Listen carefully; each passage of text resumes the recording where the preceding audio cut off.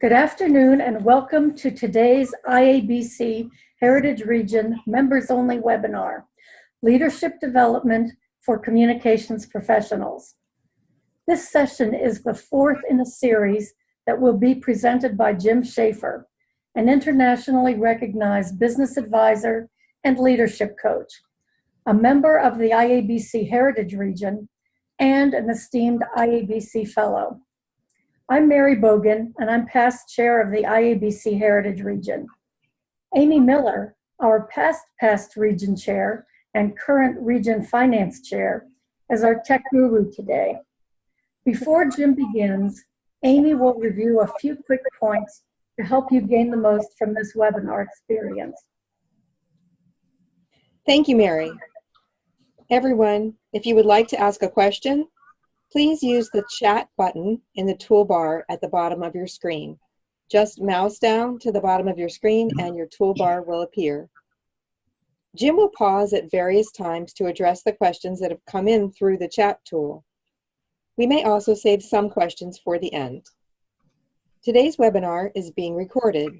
As a registered attendee, you will receive the following by Monday: a link to this recording, a link to Jim's slide deck for reference, and a link to our survey. And please do send us your feedback via the survey. It does help us prepare future events. And now back to Mary. Thanks, Amy. Now I'd like to introduce today's presenter, Jim Shaffer, who will present Leadership Development for Communications Professionals. We've all heard stories of how helpful mentors can be to less experienced professionals. Our speaker has been such a mentor, and his mentees continue to recognize the effect he has had on their careers. While Jim is far too humble to share some of his mentees' notes, I am not. As an example, Dave Rubano took over Owens Corning's largest plant because it was a dangerous mess. His boss told Jim that Dave had worked in that plant, but never at that high level, and he was being asked to work from a leadership perspective. He said Jim's job was to mentor Dave while Dave put the place in order. Dave and Jim turned the plant around. Accidents went down 82%, and every relevant measure improved. Dave did it. Jim says he merely coached him through the process for more than a year. In another example, Mike Warmuth took over Abbott's Santa Clara operation when it was failing. They were going to improve it or sell it. They asked Jim to coach Mike through the process. With Jim's coaching, Mike turned it around, and today, Mike is the likely successor to the CEO and chairman when he retires. How cool is that?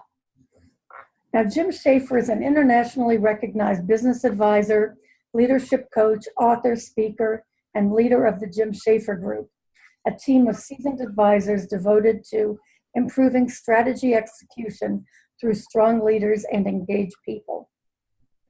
His book, The Leadership Solution, immediately became a popular treatise on leadership, change management, and creating high-performance organizations.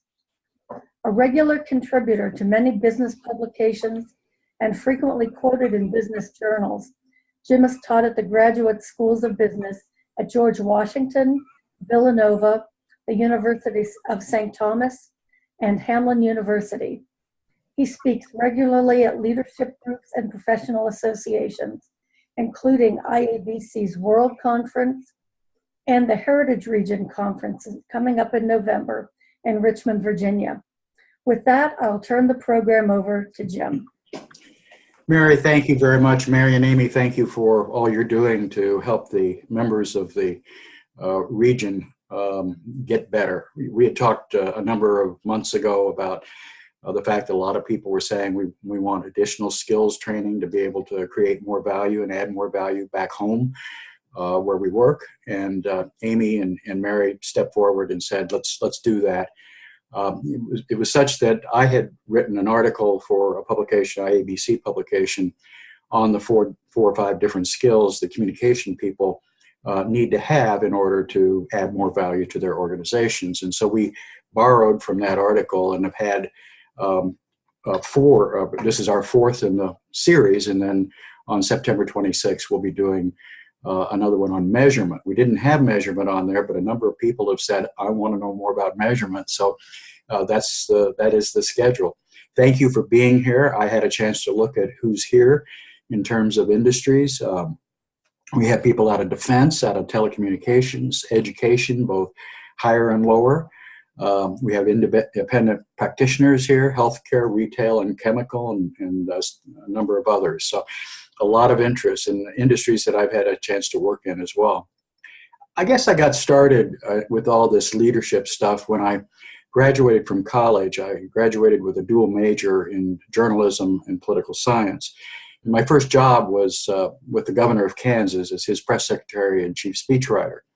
That taught me an awful lot about communication, about leaders, and what leaders needed to do and leaders need to not do in order to be successful. I then worked with a number of organizations where my primary job was to work with the leaders, the CEOs, and the executive vice presidents, and those folks on their communication and change management skills. So that's where I got started. Today, what we put together for you is a number of different issues that I want to cover because they are the most demanding, I think, around leaders in an organization, from first-line supervisors to the CEO. I'm going to introduce you first, though, to some peers of yours who've made the shift from the more traditional activity-based communication, distributing information, to one that's focused on results. And I want you to hear a little bit about them, and you'll hear their quotes about the work that they've done. And these are people just exactly like you are, but they have gotten together and they've worked with me on a number of different projects, and they're really superstars. Then I want to talk about managing the communication system. Some of you, I'm sure, have been on some of the previous webinars that we've had, but not everybody has. And so I'm going to talk about the communication system for just a few minutes to put it into perspective. Then I'm going to talk about what the great leadership engines do. That's a Noel Tichy, the author, comment about creating leadership engines that certain kinds of companies are able to do. And I'm going to talk about exactly what they do. They all do essentially the same thing. And then I'm going to show you a technique that I used when I'm working with leaders to identify how open is open. How much should we share? How much should we not share? And I'm going to share with you the process that I use in hopes that you can use it back home. And then I'm going to talk about how leaders communicate their priorities. Because when we're trying to, in our organizations, let people know what the priorities are of our business, it's important that leaders do the things they need to do in order to signal what their priorities are. And then finally, I'm going to share with you a process that I use. It's called a calendar review, helping a leader sit down and look at his calendar or her calendar and identify, what am I signaling to people by where I spend my time? So how do I manage that calendar in order to achieve the goals that I want to achieve? I say, okay, so I'm going to now introduce you to 4 or 5 people here who I think are really, really important because they're just doing some outstanding work. This is Anna Roach. Anna Roach met me at an Advanced Learning Institute presentation in Chicago and told me that some of the things that her company, Earth Grains, which was acquired by Sara Lee, it's a baking company, that a number of the things that I talked about were things that she was struggling with back in St. Louis, where she lived and where the headquarters was. And so we worked on a project in Chicago, and she was right at my side. And we were, I was teaching her how to do root cause analysis and process mapping at a bakery and in Chicago. And within less than a month, she had reduced yield loss by 18%. Yield loss simply means if you're baking a cake in your house and you're carrying flour across the room and you drop some of it on the floor, that's gone because it's dirty and you can't use it. That's a loss. And so there was a lot of losses occurring in this Chicago plant, and she was able to turn it around and get about almost 20% improvement. So what Anna said is I shifted my role. I started by telling my CEO that I wanted our function to contribute more value to the company. After the first success, internal communication began to add more value and gain newfound respect. One of the things a theme that runs through all of this with the people who I've worked with is that once you get the success, you create pull for yourself with other leaders because you're helping them with financial and other kinds of business operating kinds of improvements. So it's really important that we show successes in order for other people to say, I want to do what Anna did. Now, in the area of change management, this is Courtney Reynolds. Courtney Reynolds was at ITT Corporation at the time, and she contacted me and said that in our Lubbock operation, we are trying to implement Lean Six Sigma, and it's not sticking. Our chairman of the board and CEO has been to Lubbock. He doesn't like what he sees because it is more focused on the technical and tactical side of business, not on the cultural and communication side of business. Well, over a period of time, we were able to improve on-time delivery by 38%, which caused customers to come back and do business with the ITT operation because they would be able to get their products on time. Courtney is now at Northwestern Mutual in Milwaukee, and here's what she said. We changed from managing communication about change to managing communication to change. It was a great start to be a part of a team that improved on-time delivery and other measures directly tied to the customer. Now here's Bob Kula. Bob Kula called me about 15 minutes before I was going to speak at the IABC World Conference in Vancouver a few years ago.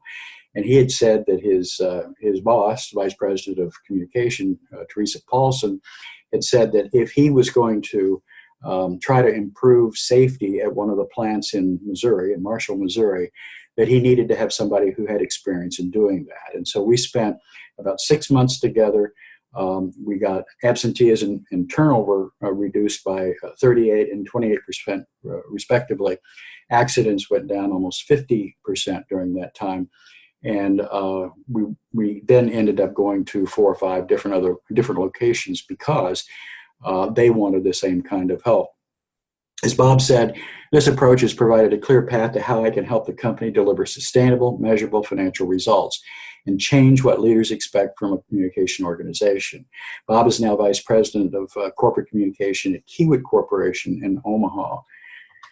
And then one final is one of the first young women I worked with. She was 32 years old when she had attended a workshop with Roger Dupree and myself. Roger is the author of about 8 or 9 books on internal communication and a very dear friend of mine. And she went back to her CEO, Dave Brown, and said, I've learned a lot about what other companies are doing to shift from being activity and information delivery focused to being results focused. I want to do that.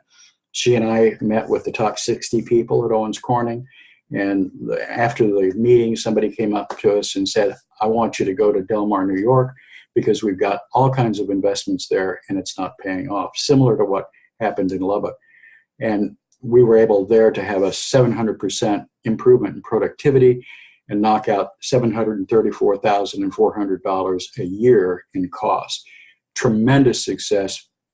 She took that then to 8 or 9 different operations and then made it what she called the core communication system globally.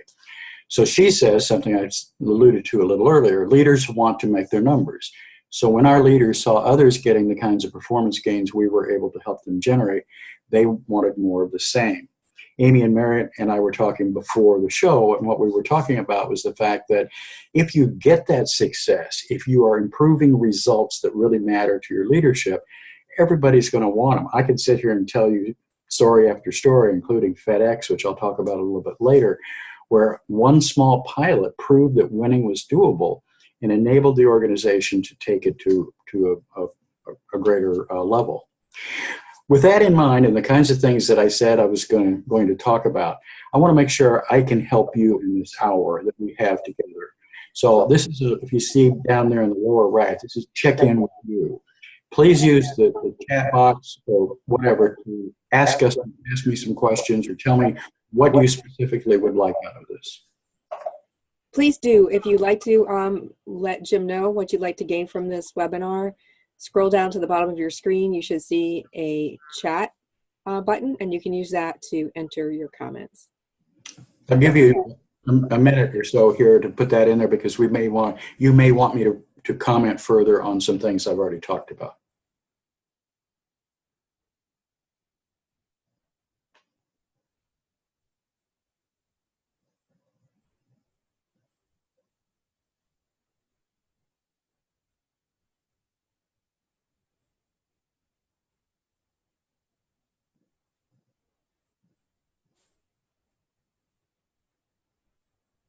Do we have anything, Mary or Amy? Not yet. Okay.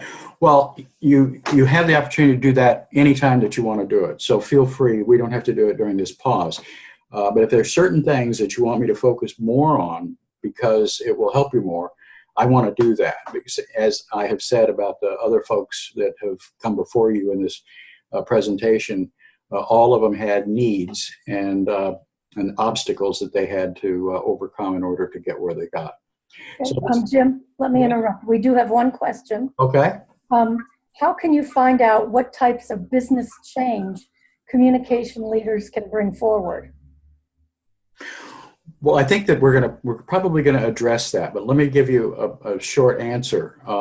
The first question to ask, and there's a lot of different things that you can do here, but the first question to ask is, where are the best opportunities to improve performance by better managing communication? Notice I didn't say to improve communication, but to improve performance by better managing communication. And if somebody says to me, as a woman in Denver did a few years ago, she said, well, I think we need a better intranet. I said, no, I didn't ask you about what we could do to improve communication. I asked you what we could do to improve performance. And I think the more that we help our leaders understand that we can help improve performance, then the more that they're going to gravitate to us. The different thing that needs to be looked at is that this is usually not about formal channels, and we're going to get into the communication system in a minute. This is about identifying communication breakdowns that are causing people to underperform, like mixed messages. We say quality is important, but we push productivity. Late arriving information or inaccurate information. Those are all things that can cause us to underperform. Those are communication issues, and it means we have to look at communication with a little bit of a different definition. So that's what I'm going to do now is I want to help you see the communication system maybe in a little bit of different light. Okay, one more quick question, Jim.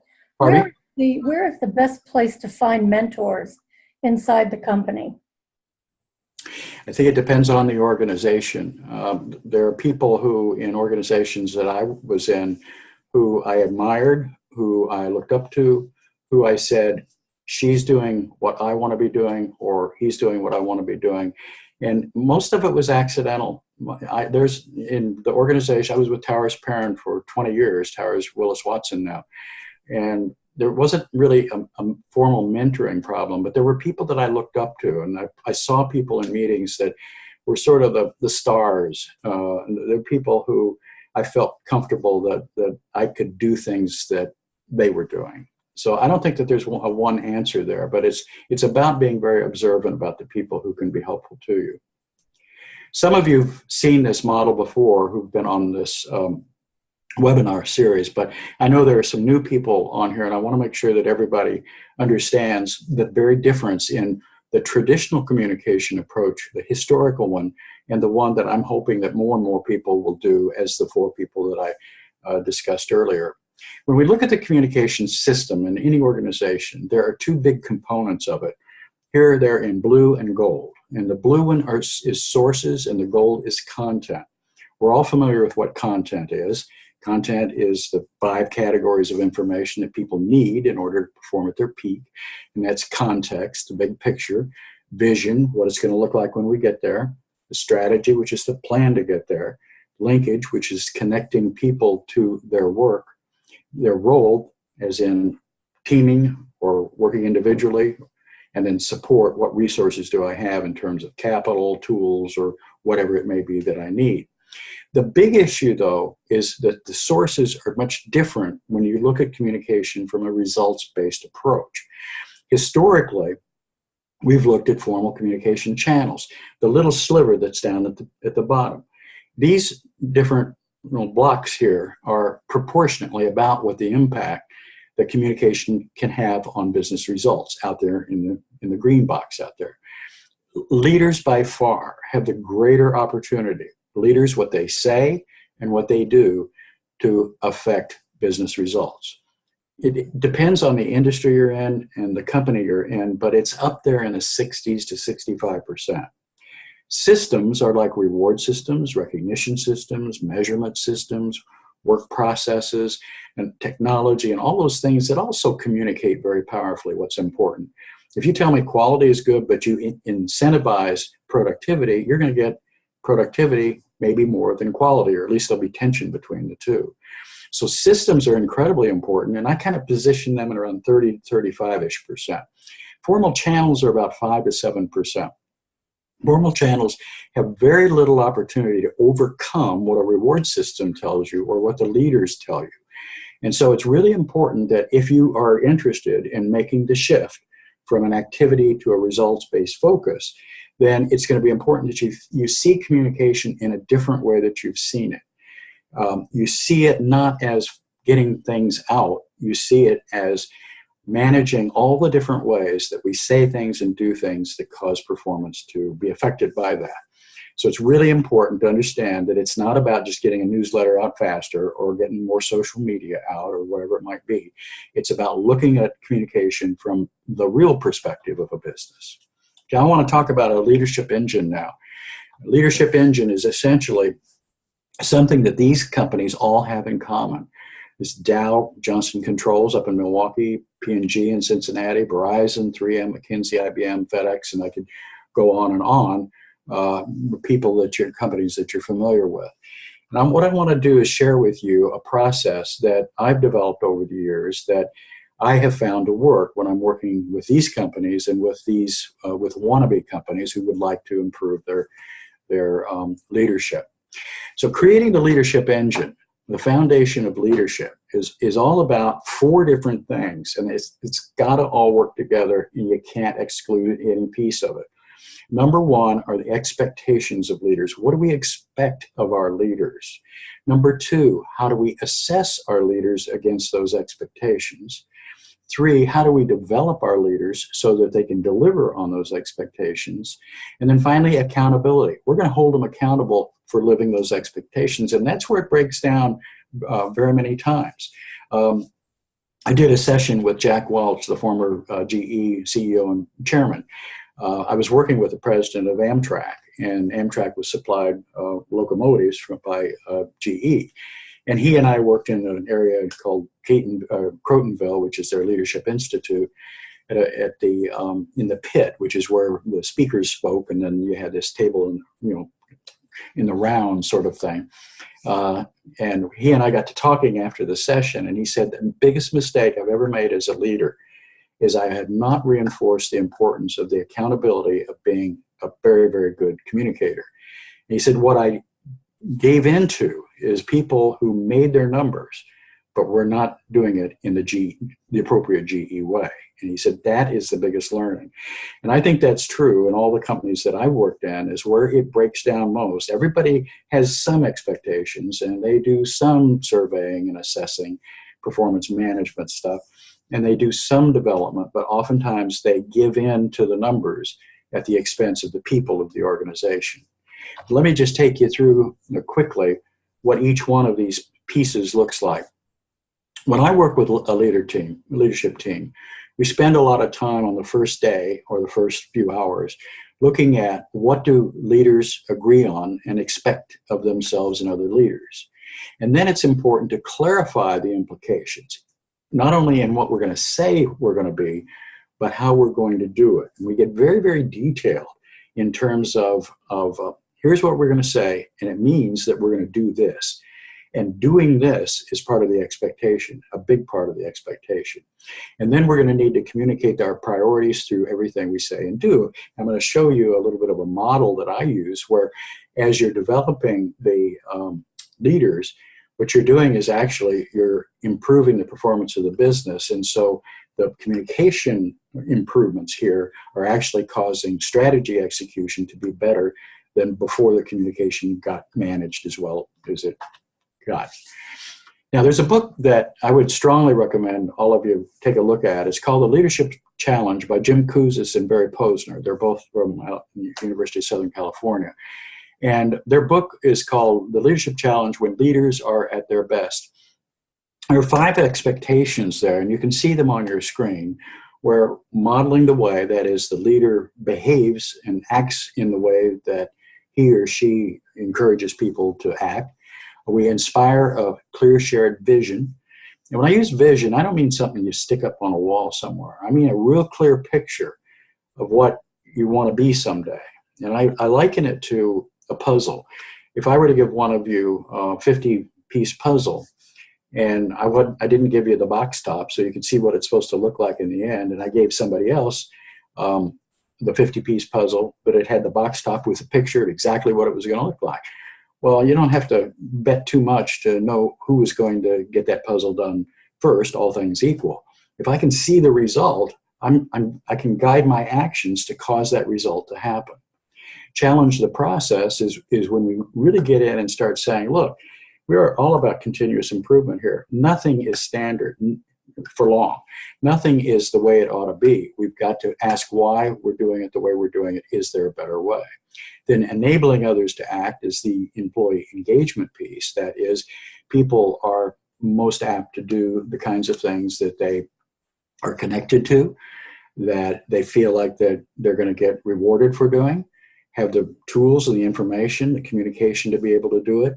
And that all enables them to be and are involved in the process. And that enables them to act in a way that's consistent with the vision and the strategy. And then finally, encourage the heart.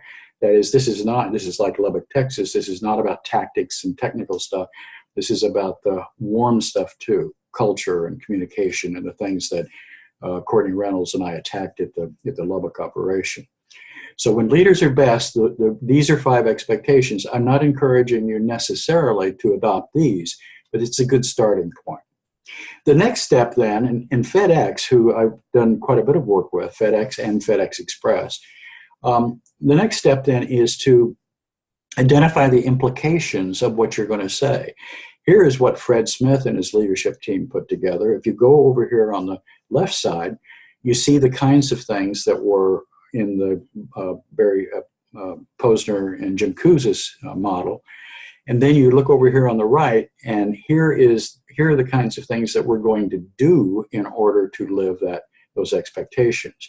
So when I'm working with a leadership team, as you may be doing here now or sooner than later, if you identify your expectations up front with your leadership team as a group, and then identify specifically, what does this mean we're going to do? What does this look like?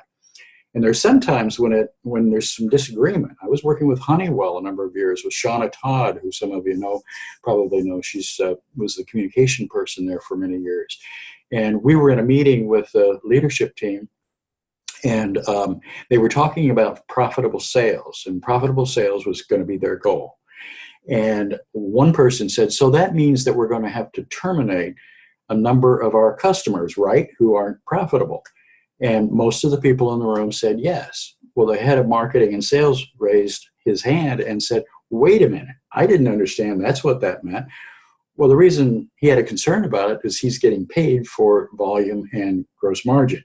So obviously he said, wait a minute, time out. I didn't think I agreed with what you guys agreed with. We stepped back and we worked it out.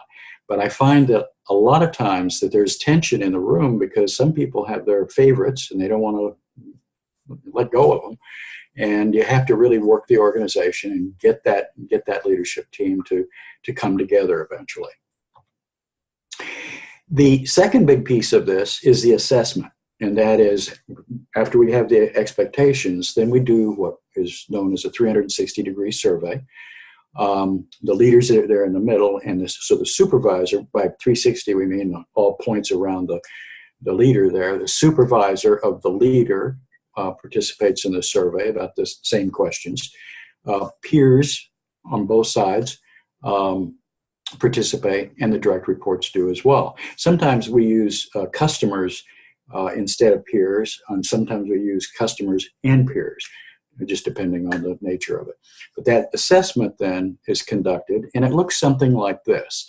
This is one from a large pharma, global medical affairs operation in a large pharmaceutical.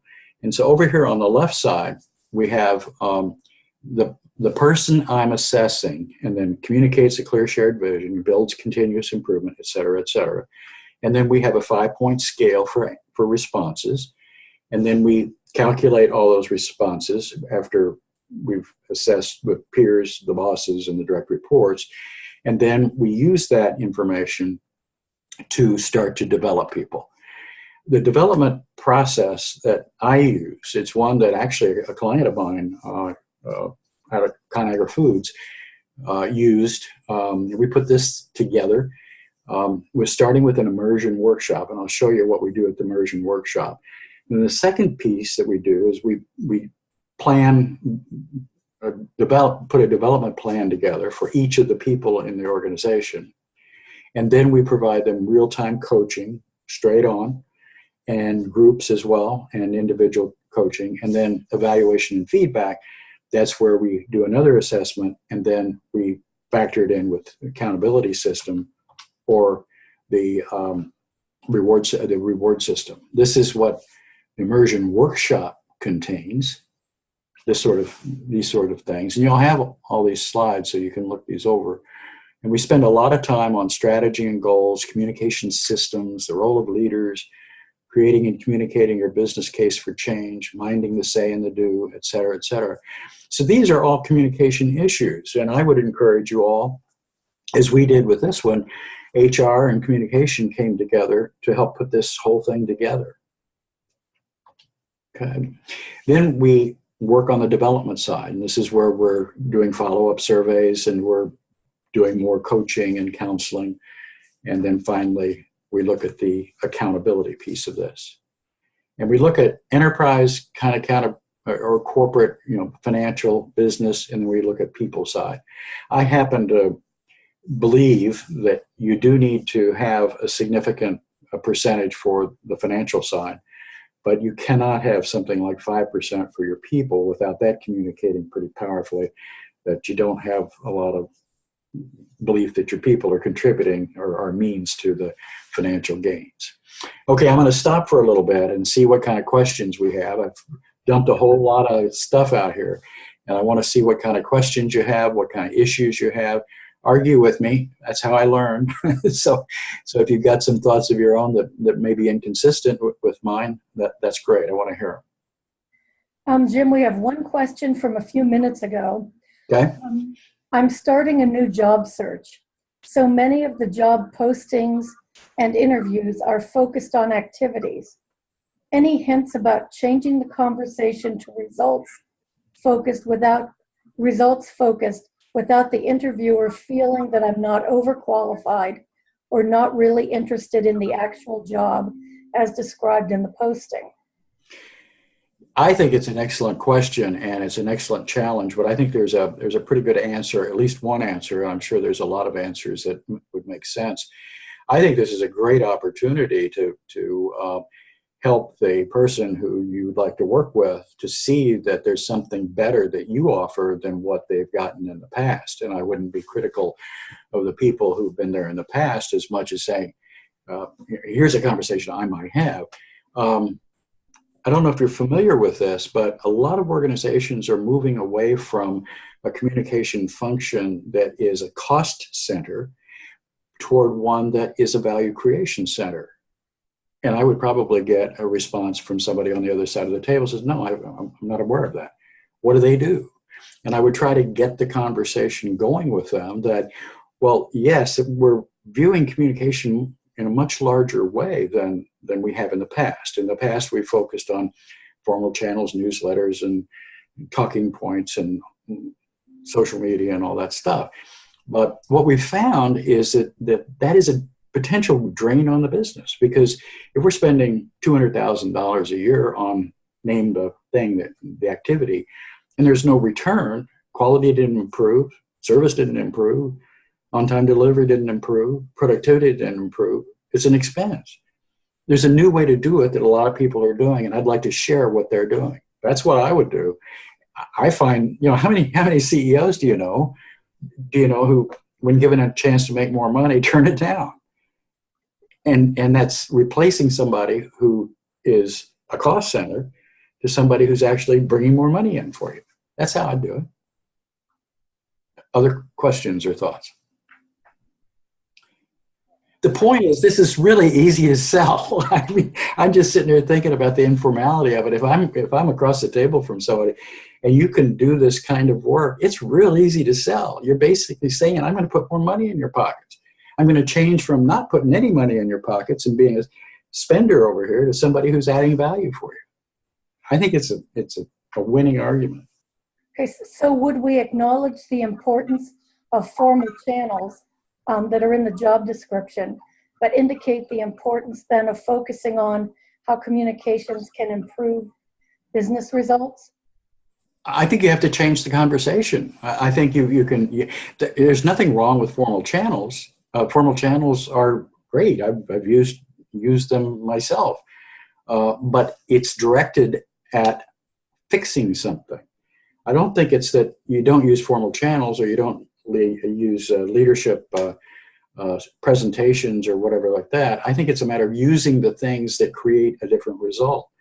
And so instead of saying, I want to get 25 newsletters out this year, instead you say, I want to improve costs by $25 million or whatever it may be.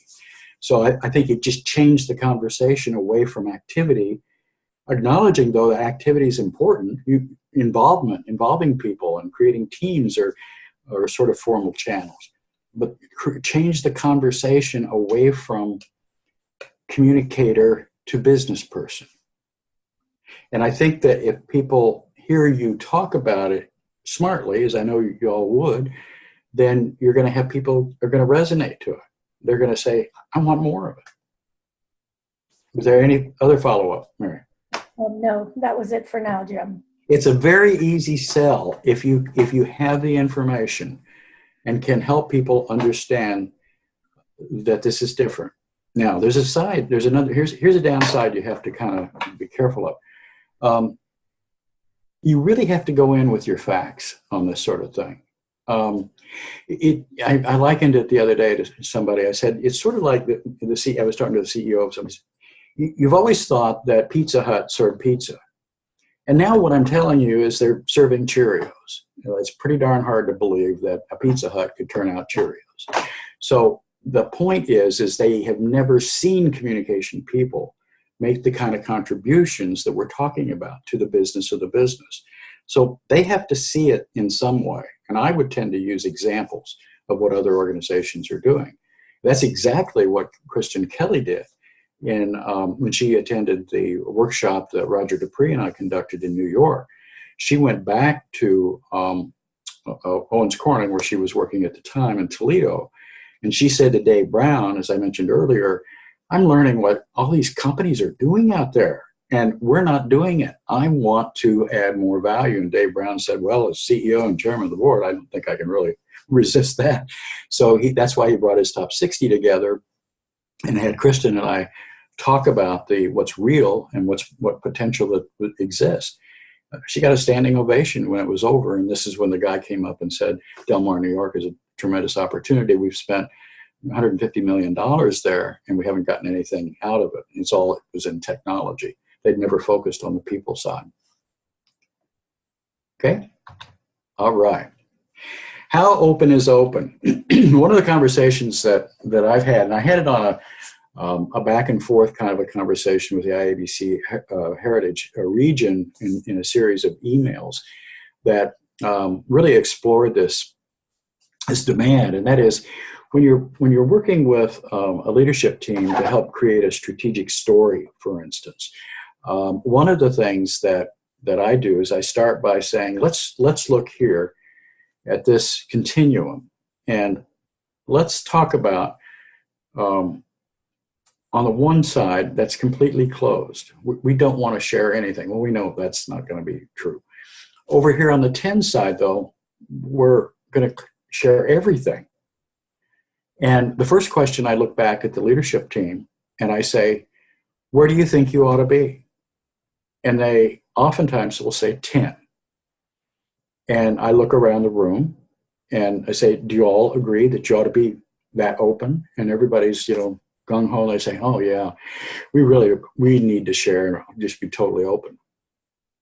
So I say, if Harold, the Chief Financial Officer, gets caught with his hand in the till and he stole money, are you going to communicate the fact that Harold stole money and he's fired?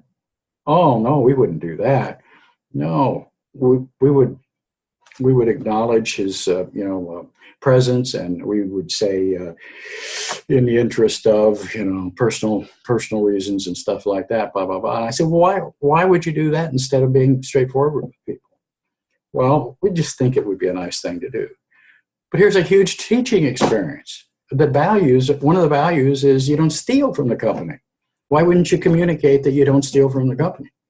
So what I do is I get in a little argumentative like that in a deliberate way, and I challenge them. And what they end up usually doing is coming back to if they're a really, really open organization, like a Medtronic up in the Twin Cities, they may drop back to an 8. But the discussion that we have over a period of maybe an hour or two about how open are we going to be and how closed are we going to be, what are we not going to talk about, and what are we going to talk about, is a very important exercise, and it's useful.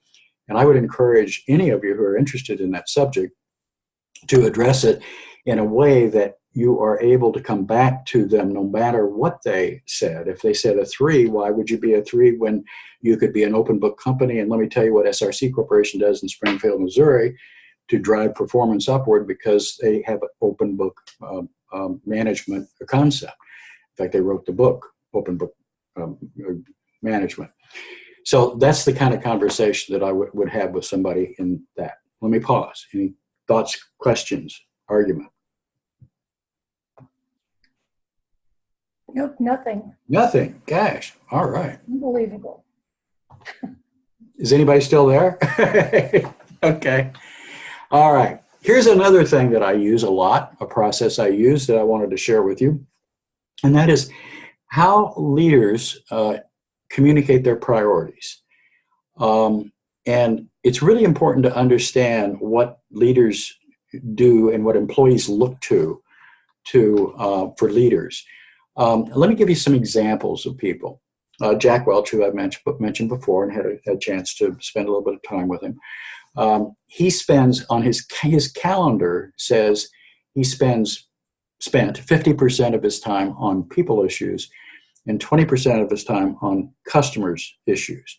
So how they use their time is one of the ways that leaders communicate what's important to them. The second is, and the reason why I'm using these is because when we're looking to develop our leaders and to have them really, really become successful, we can't be focusing on sort of the old traditional stuff. We've got to help them understand that it's their behavior more than what they say, even though what they say is important, but it's their behavior that's very important. And there are these 4 different things. So how they use their time.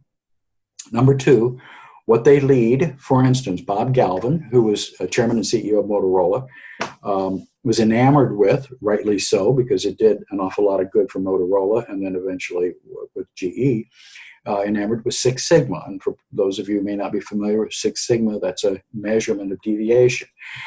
99.99996% deviation free, or quality. So it, like lean, which is a process and a movement issue, Six Sigma is a variation issue. So Bob Galvin, every time that he had his leadership meeting, he would sit at the head of the table. Lean Six Sigma was number 1 on the agenda. Oftentimes after that agenda item was done, he would get up and he'd leave and let the leadership team finish with the rest of the agenda. So what he was doing was communicating very powerfully that I think Six Sigma is very, very important, and the rest of you can essentially address some of the other issues. The third is who they recognize. As I mentioned, I've done quite a bit of work at FedEx and FedEx Express. And one of the things that Fred Smith, who's a former Marine pilot and still chairman of the board, Dave Bronzak today is the CEO, who I worked with when he was over at Express. And what he passes out when somebody goes above and beyond on behalf of the customer, Bravo Zulu, which means well done. And so he has a very formal Bravo Zulu award that he gives people who've really done something special. And he makes a big deal out of it, rightly so. And people want and cherish a Bravo Zulu recognition. So who they recognize. Now, questions they ask. One of my favorite CEOs that I worked with was Irv Hockaday. He's retired now, but he was CEO of Hallmark Cards. And Dave Seifert, some of you may know, Dave is now up in New York, I believe. I used to be the communication person for Hallmark Cards, and he's retired. But David had invited me to come talk with the communication people in Kansas City, where Hallmark Cards is. And we had a meeting, and Irv Hockaday spoke just before I did, and then Irv was going to go off, and I would lead sort of a workshop with the group.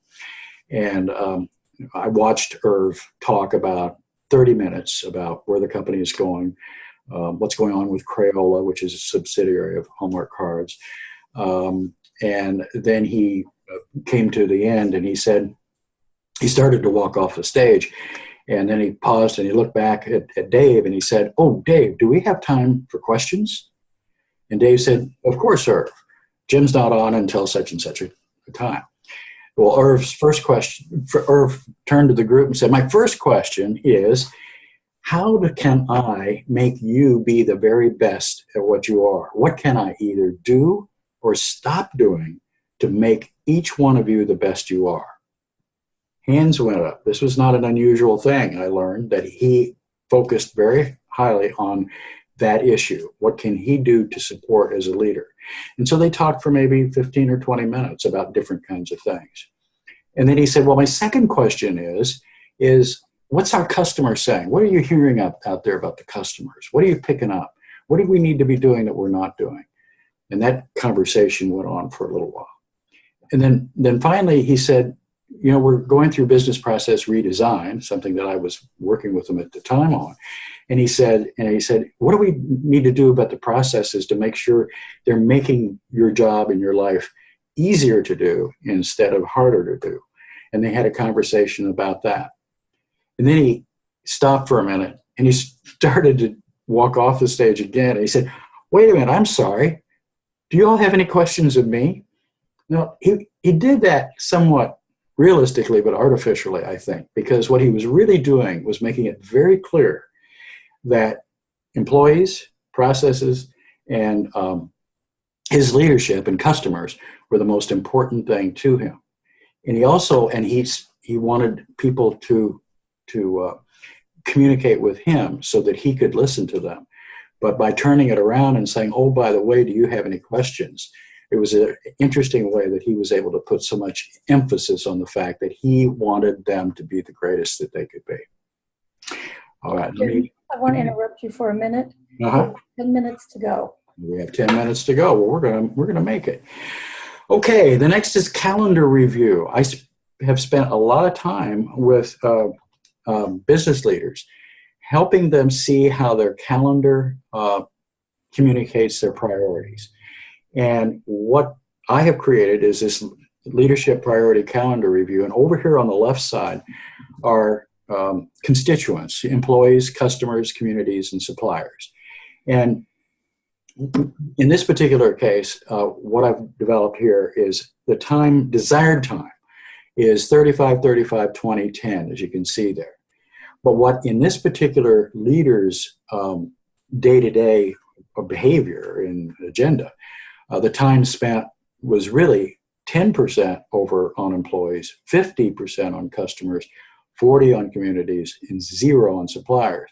So the message to the leader is, although you say that customers and employees are your top priorities, what you do says customers and people in the community are far more important to you than your employees and suppliers. And then the next question is, do you want to do something about that? So I work with a lot of leaders about their calendar reviews and how we can make sure that their calendars are talking the same as what they're saying. Here is Scot Fiedler. As I'm looking at his big smile there.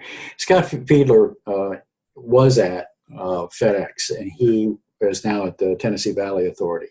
And he was very instrumental in a lot of the work that we did there, along with Terry Simpson, who's now retired. But one of the things that we did is we did a communication assessment for FedEx, and the communication people said, we want to do more business-like stuff. We want more relationship with our business people. And the business people said, we want our communication people thinking more like we do and anticipating problems and being much more in tune with the organization. And so Dave Bronczak, who was head of Express at the time, he's now, as I said earlier, CEO. He said, well, what do we do to bring those two groups together, the communication people and the business people? And I suggested that they do a pilot someplace. Don't try to just do the whole thing at one time, but let's do a pilot someplace where we can create a model.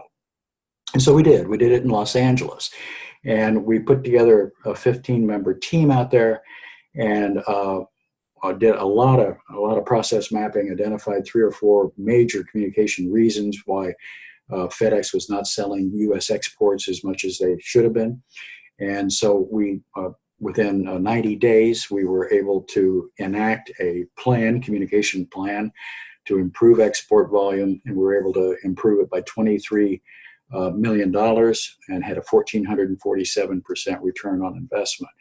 We then decided, let's take this further, and we picked, actually what happened, Bronczak asked the managers, other managers of operations, in FedEx, he said, who would like to be a part of the next wave of pilots? Well, about 30 people raised their hands, obviously, because they all wanted to make more money too. But we were able to pick 5 more, and that was in Seattle, Denver, Chicago, New York, and Miami. And there we had a 61% improvement in sales and a 1,667% return on investment. Scot Fiedler had major improvements in truck accidents in Houston and freight claims paid in their Memphis hub. And he has now gone to TVA, and he's practicing this kind of work here. As you can see, he says, at FedEx, we always had a seat at the table. But when we started creating these kinds of outcomes, our role at the table changed dramatically. It doesn't matter that you're at the table. It matters what you do when you're there. And that's really, really important, because I've seen communication people at the table, but not doing what they ought to be doing. They're sort of taking orders and doing some of the more traditional stuff. Well, I'm going to pause. We've got about 5 minutes left here. I'm going to pause and see if there's anything else. I'm going to go through a couple of things here real quickly with you. If you want to sign up for my leadership report, it's about all these kinds of issues. It comes out every 2 weeks, and it's very popular among people who are looking at leadership issues and communication issues. Are you coming to Dallas October 4th and 5th? AT&T headquarters is hosting us there to do a 1.5-day workshop called Managing Communication to Drive Results and Value. Dave Jackson, who I haven't spoken about, but was at ConAgra Foods, he and Anna Roach, who I did talk about earlier, are going to be with me. They're going to tell stories about what it's like to make this shift. This will be October 4th and 5th in Dallas. Love to have you join us. Sign up for it, and we're gonna have a fun time. Here's other stuff that I won't spend time on, but here are other workshops that we can do. We can either do it at your location or someplace else. Here's a list of improvements that communication people have made with me, working with me. As you see down through here, consumer goods, global shipping, that's FedEx, many manufacturing operations, et cetera, et cetera. So these are the kinds of improvements that anyone who is willing to study this and willing to work at this is able to do. And these are all, every one of them has involved the communication people. I have in here, and I won't spend time on a suggested reading list. A lot of people say, well, what do I read to get caught up on business strategy and stuff like that? So here are a number of different categories that I would recommend. And then we have coming up on the 26th of September. This is going to be on measurement. This was not originally on our list, but a number of people said, if you're going to be results focused, how do you identify what needs to be measured and what we ought to stop measuring, like opens and clicks and stuff that tells you nothing about the health of your business. So we're going to talk about the things that communication practitioners can focus on and improve, just as what you saw on that chart and what the people at the front of this webinar talked about. All righty, we've got about 3 minutes left. Anything else?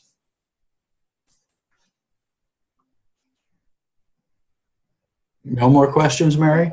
I have one comment. Comment, okay. Says, and one question. The comment is, great presentation, Jim. Will we see you at the Heritage Region Conference in November? You certainly will. I'm doing a 1.5 hour extended session. I believe it's Monday from 9:30 to 12:15, I believe it is. Okay, thank you. A question, is IABC a good place to find leadership mentors or gain leadership experience?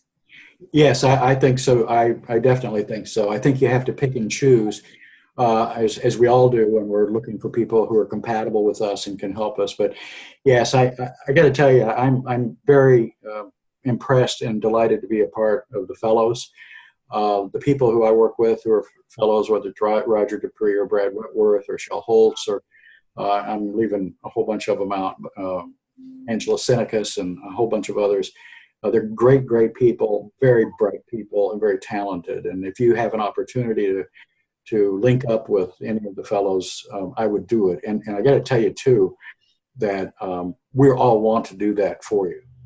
This is why I'm doing these 5 series here, is because I really fundamentally believe that a whole lot of communication practitioners can be happier, add more value, and be more valued than what we have today if they would just do the kinds of things that we've been talking about.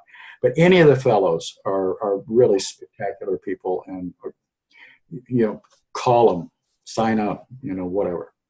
Great, thank you. One more comment. Yeah. Jim, thank you for these master classes. You're welcome.